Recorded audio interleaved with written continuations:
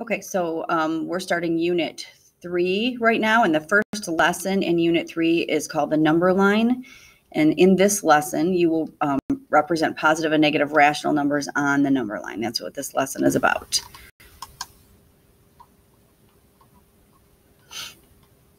Introduction.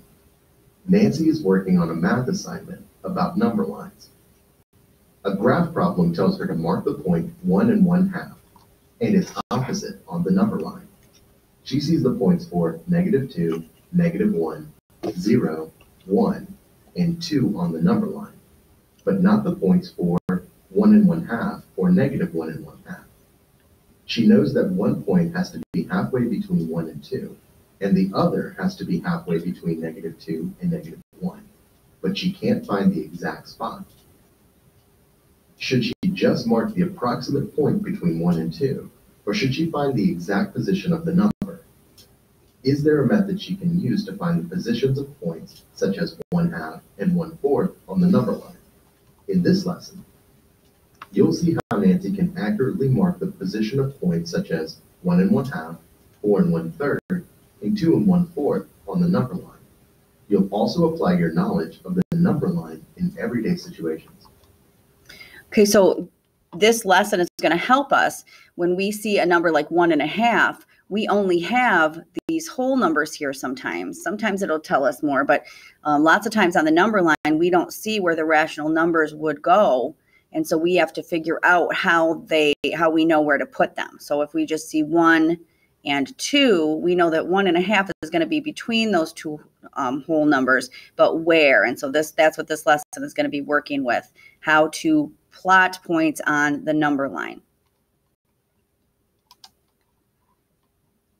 Understanding the number line. A number line makes it easier to visualize rational numbers arranged in order. Recall that a rational number is any number that can be expressed in the form of P over Q, where P and Q are integers and Q does not equal 0. All natural numbers, whole numbers, and negative integers are rational numbers. The number 0 is a rational number. On the number line, 0 separates positive numbers from negative numbers. Positive numbers are placed to the right of 0, with bigger numbers farther away from 0 than smaller numbers. Negative numbers are placed to the left of 0.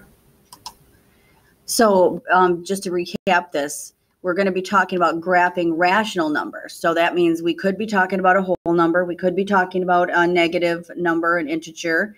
We could be talking about a decimal, because a decimal can be written in the form of P over Q. Could be talking about a fraction. The bottom number of the fraction or decimal cannot be 0. But we are basically talking about all of the numbers that we've learned so far in our life in math, okay? So what we want to realize is 0 kind of separates the positive numbers from the negative numbers. That's that midpoint. Anything to the right of 0 is positive. Anything to the left of 0 is negative.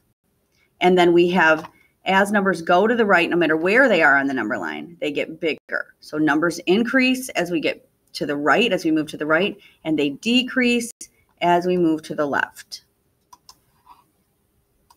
Horizontal and vertical number lines. Number lines can be horizontal or vertical.